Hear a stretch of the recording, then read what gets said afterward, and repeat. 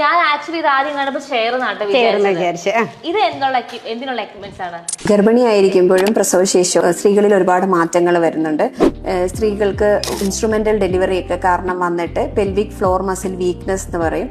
അതായത് തുമ്മുമ്പോഴും ചുമക്കുമ്പോഴും ചിലപ്പോൾ അറിയാതെ മൂത്രം പോവുക, അവർക്ക് സെക്ഷൽ കോണ്ടാക്ട് സമയത്ത് അവരുടെ സെൻസേഷൻ കുറയുക, ഇന്റർകോഴ്സ് സമയത്ത് പെയിൻ കൂടുതൽ വരിക, വജൈനൽ ഓപ്പണിംഗ് അവർക്ക് ലൂസായോ എന്നുള്ള സംശയം. ഇപ്പം ഇതൊക്കെ കുറച്ച് പ്രസവശേഷമുള്ള സ്ത്രീകൾക്കുള്ള കംപ്ലയിൻസ് ആണ്.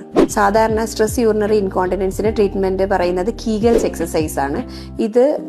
ഇത് ചെയ്യുന്നത് കുറച്ച് മിക്കവാറും സ്ത്രീകൾക്ക് ഇങ്ങനെ തന്നെ എക്സസൈസ് ചെയ്യുന്നത് കുറച്ച് ബുദ്ധിമുട്ടാണ്. അപ്പോൾ നമുക്കിവിടെ എംസെല്ല ചെയർ എന്ന് പറഞ്ഞ് നൂതന ടെക്നോളജി ഉപയോഗിച്ച് ഏകദേശം അരമണിക്കൂറിൽ 10,000 കീഗൽസ് വരെ ഡെലിവറി ചെയ്യാനുള്ള ചെയർ അവൈലബിൾ ആണ്. നല്ല രീതിയിൽ മാറ്റം കൊണ്ടുവരാൻ സഹായിക്കും. സർജറി ഒന്നും വേണ്ടാതെ നമുക്ക് ജസ്റ്റ് ചെയറിൽ ഇരുന്ന് കൊടുത്താൽ മതി. കോൺട്രാക്ഷൻ കാരണം നമ്മുടെ മസിൽസ് സ്ട്രെങ്തൻ. റിപ്പീറ്റഡ് ആയിട്ട് ഒരു 3-4 സെഷൻ ചെയ്യണം.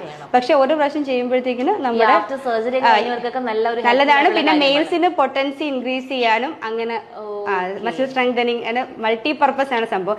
പോലെ നമുക്ക് ശാരീരിക റിലാക്സ്ഡ് ആയിട്ട് ഇരിക്കാം.